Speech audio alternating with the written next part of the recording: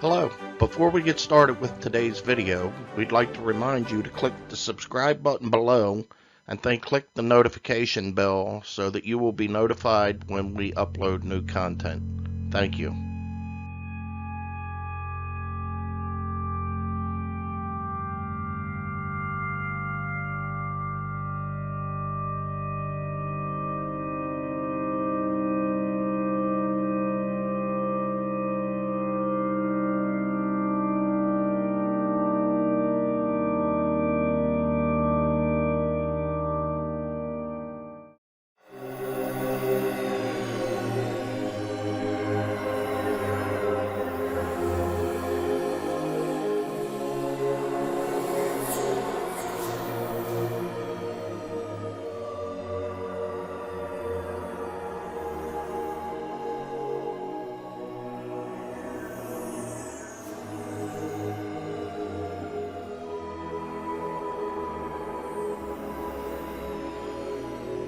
Joe Roy Metheny was, by all accounts, a nice guy. He was affectionately known as Tiny to those that he counted among his friends and acquaintances.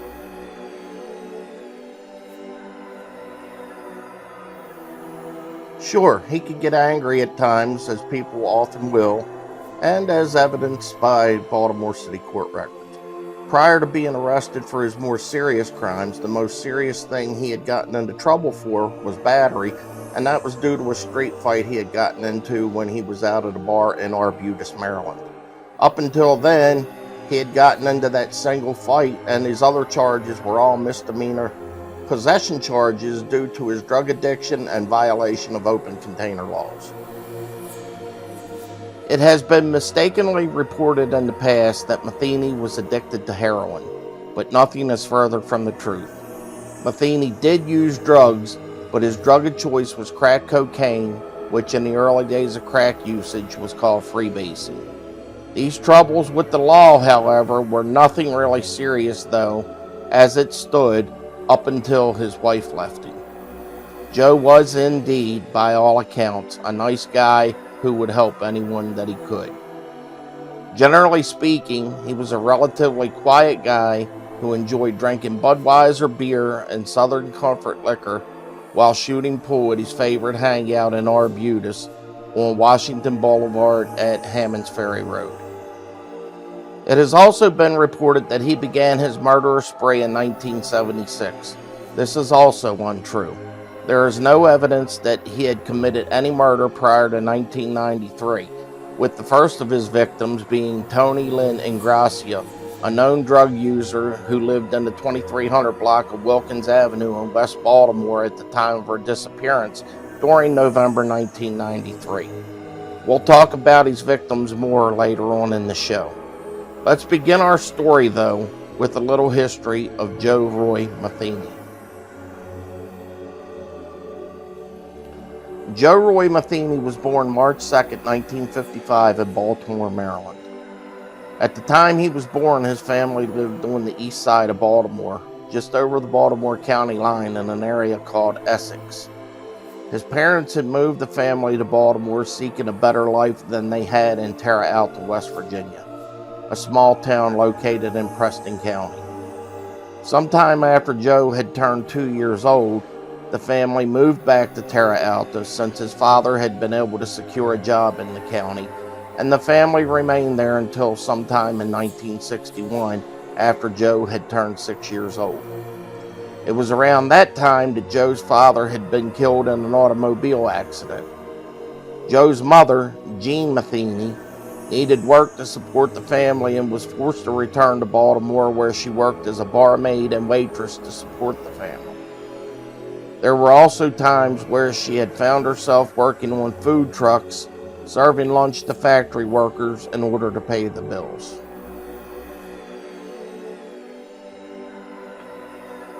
Joe's mother, Jean, did the best she could to support the family, stating that there was never a lot of money, but that they had a roof over their heads and food on the table.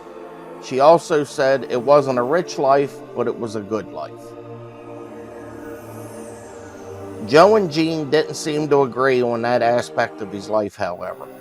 Later on, after he was arrested for murder, He made claims that he was abused as a child and was shuffled from one house to another. At one point, he even made claims to his attorney, Margaret Mead, that his mother was dead. This was, of course, later proven to be a lie after an investigative reporter for the Baltimore Sun did some digging into the facts and found out Joe's mother was alive and well in Martinsburg, Pennsylvania, a small town less than 30 miles from Terre Alta, West Virginia. Joe's mother said he was an intelligent kid, but it was no surprise to her when he left school when he was just in the 8th grade. She said he wasn't stupid and could in fact do the work, but he got bored with it easily. She said that by that point, he was going to do as he pleased. When he turned just 18 years old, he realized that he had to do something to make a living, and he enlisted in the Army.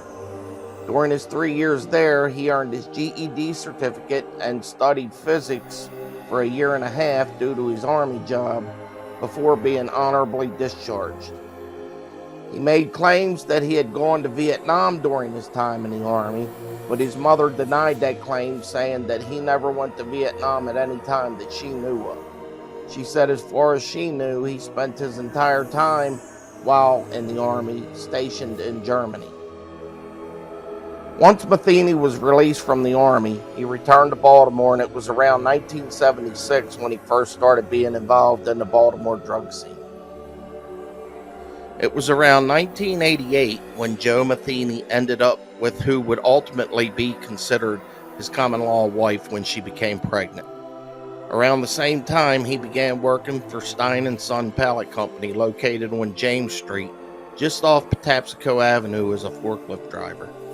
At some point in time, they had begun to live in a house at 2103 Hollands Ferry Road between Morrill Park and Westport in Baltimore. Metheny said in a statement that he had worked overtime one day in July of 1994. He said that when he got home at night, tired and hungry, he opened the door and turned on the lights to find a completely empty house. She had taken everything, including his 6-year-old son. He said it was at that time that he snapped. He said he didn't care that she left. He would have paid her to take everything and leave, but the problem is she had taken his son with her.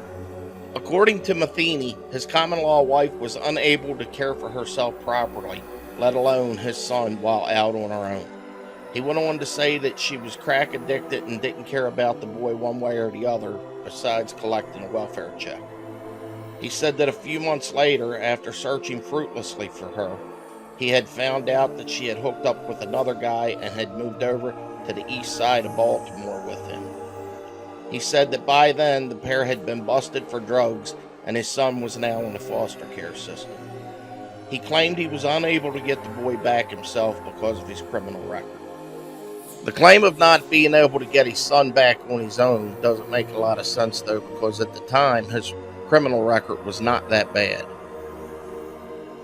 It was at that time, Metheny said, that he had decided that he had a mission to complete, and that mission was to hunt down and kill his common-law wife and her boyfriend. It is known now, however, that he had already murdered someone before this happened. Remember, he claims that his murderous spree started after July of 1994, but in reality it actually started in November of 1993 with Tony Lynn and Gracia. That said, while he may claim that his common-law wife leaving and taking his son with him was the catalyst to murder, the reality is this was a lie, one of the many it would be proven over time that Joe told. Now we'll talk about the victims in chronological order. As it happens, Tony Lynn and Gracia, 28 years old, went missing in November of 1993. At the time of her disappearance, she was addicted to drugs and she had a 9-year-old son. She lived in the 2300 block of Wilkins Avenue in West Baltimore, but there's no evidence that she was ever a prostitute.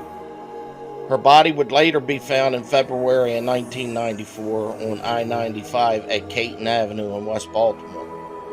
Unfortunately, we have been unsuccessful in locating a photo of Miss Gracia, and we chose not to contact the family to try to obtain a photo to prevent opening old wounds and distressing them.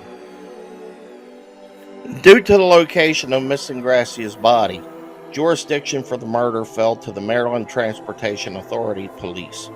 The investigation was botched and the case went cold until Metheny was finally caught in 1996. In the defense of the Maryland Transportation Authority Police, however, the agency was still rather young, and this would mark only their second murder investigation. The Maryland Transportation Authority Police Department was established in 1971 as the Maryland Tunnel Police, and they patrolled the Baltimore Harbor Tunnel. In 1998, the Tunnel Police were merged with the Maryland Port Authority Police, and at the time became the Maryland Transportation Authority Police. As noted previously, the case would finally be closed in 1996 after Joe Metheny confessed to being her murderer. Unknown exactly when in 1994, but Joe Metheny killed the one and only prostitute that was one of his victims. This was probably after his common-law wife left him. He had decapitated the woman and buried her body and belongings in a wooded area behind the pallet company that he worked for. Once again, we were unable to locate photos for this victim, and there is very little known about her. It was this case that would land him the death penalty, however, because of the aggravated circumstance that he had robbed her as well. The death penalty was later commuted by the court to life in prison without parole. Metheny eventually led the police to the woman's remains, which was missing part of the skull. The body was finally identified through dental records. Joe's next victims would turn out to be two homeless men that were living in the so-called tent city under the Hanover Street Bridge in West Baltimore. These two men were Randy Piker and Randall Brewer, both around 35 years old. Metheny was tried for the murders but acquitted due to a lack of evidence. Metheny would later admit that he had actually killed them and robbed them of $300. He said that he had heard his old lady and her boyfriend were in Tent City. When he went searching for them down there, he ran into Piker and Brewer. He said he had questioned the two about the whereabouts of his common-law wife, and they denied seeing her. Metheny felt that the pair were lying to him, however, and he picked up a broken axe that was lying nearby and used it to kill them, chopping into their bodies. Once again, there are no photos of these gentlemen, and the ones that are available are not suitable to be shown in this video. Metheny also claimed to have killed two prostitutes and a man who was fishing under the Hanover Street Bridge that same day.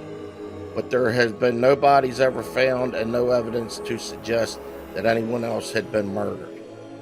Police believed that he was lying to them, and to this day, there is no evidence that those people had been murdered, as Metheny claimed. When Metheny was acquitted for murdering the two men and was released from jail, he got his old job back at the pallet company as a forklift driver, and he began living in one of the old trailers on the lot. He had furnished the trailer with a sofa, heater, table, and a television. It was there that he would attack his last two victims. Metheny's next to last victim would be Kimberly Lynn Spicer, who lived on Huron Street in West Baltimore. The young lady was 23 years old and had gotten into an argument with her mother and left the house never to return. She was not a prostitute, but she was addicted to drugs. She actually went missing November 11th, 1996, and her body was subsequently found 10 feet from Metheny's trailer on December 16, 1996. At one point, Metheny had approached a fellow employee telling him that he had accidentally killed somebody and he needed help in moving the body. When the fellow employee refused, Metheny threatened him and told him it was in his best interest that he would forget that Joe had even spoken with him. The body was not moved. What had happened was at some point on the night of November 11th, 1996, Metheny had run into Spicer, probably at one of the bars on Washington Boulevard. It's likely that he offered her drugs and a place to sleep that night. When they arrived at his trailer, he proceeded to strangle the young lady to death and ultimately buried her under the trailer about 10 feet from his own trailer. Metheny's final victim would be Rita Kemper. Rita was the only survivor. We had considered contacting her, and again, we decided not to do so in order to avoid opening old wounds, so to speak. Metheny had lured her to the trailer on the premise that he had some drugs to share. This would be December 8th, 1996. Rita was not a prostitute, but she was a drug user and was easily lured back to the trailer with him. You have to remember, Metheny was well known in the Morrow Park neighborhood and people trusted him, so it's no surprise that she went back to his trailer so easily. Metheny said that once he had gotten her back to the trailer, he started tearing off her clothes and beating her. He then said that he had turned away for a split second, and that was all she needed to get away from him. He said she was naked by that time, but she ran away from him anyway. He said she ran onto the other side of the lot, climbed a 10-foot stack of pallets, and jumped over the barbed wire fence to get away. At that time, a good Samaritan stopped and picked her up, taking her to a nearby gas station where she called the police. However, according to the Baltimore Sun, he was actually arrested a week later on December 15, 1996, as him and his boss left a Christmas party. Police had apparently been gathering information and evidence, finally suspected Metheny of foul play related to other disappearances over the last couple of years. After the arrest, they had began to dig around in various places on Pallet Lot Company property, looking for remains. Metheny eventually led them, as we have already noted, to the remains of Kathy Ann Magaziner and to those of Kimberly Lynn Spicer. When being interviewed, several witnesses told police that Metheny had opened a sandwich stand and that they believed Metheny was getting rid of the remains that way. Police investigated and determined that there was no evidence to support his doing that. The only possible victim that could have been done with was Kathy Ann Magaziner. As for the other bodies, they were intact, and it would have been an epic challenge for him to have brought two prostitutes and the fisherman to the yard in order to sell the meat as claimed. Police said that Metheny picked up on that story after witnesses had said that and started claiming his body count to be higher than it was. So the question is, did Metheny actually do that? Well, there's no evidence one way or the other, and in this case you'd have to err on the side of reason and say no. As we had said before, Metheny was sentenced to death for the murder of Kathy Ann Magaziner because he had robbed her as well. Metheny accepted that sentence. However, his lawyers took it to a higher court because they believed that Metheny was not in his right mind. The higher court overturned the death penalty, commuting his sentence to life in prison without parole. For the assault on Rita Kemper, Metheny was given 55 years. He was never charged for the murder of Tony Lynn and Gracia because it was decided that he was already going to be in prison for life and he was still on trial for the Spicer murder. When the trial for the Spicer murder was over, he was given another sentence of life without the possibility of parole. Metheny was ultimately incarcerated in the Western Correctional Facility in Cumberland, Maryland, where he was found dead in his cell on August 15, 2015, after having spent nearly 19 years in prison for his offenses.